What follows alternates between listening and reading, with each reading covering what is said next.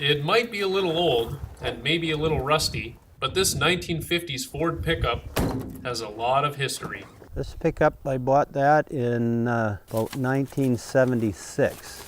At that time, my uncle had a truck exactly the same model, and he had a logging truck the same model. Another uncle had one. Looking at a vehicle, and it tells you your history. Just closed.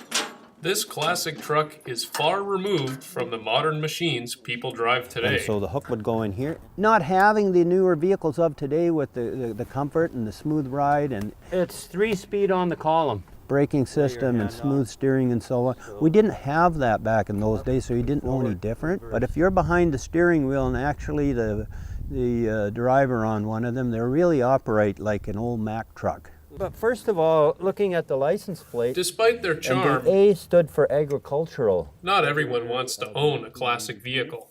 I see the appeal of owning classic vehicles. I think it's a part of history and there's always a story attached to each car.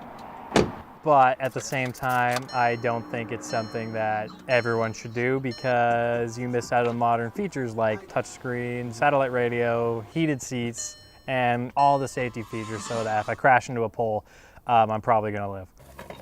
And I found this in here, and now I remembered what it was from. It was in here, and that would be a mirror. So an example that even back in 1954, a simple thing as having a mirror on both sides would have been an option.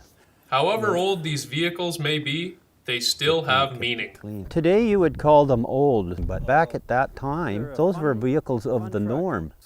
When you look back and you think about it, you also remember the people. Andy Shire, BCIT, Abbotsford.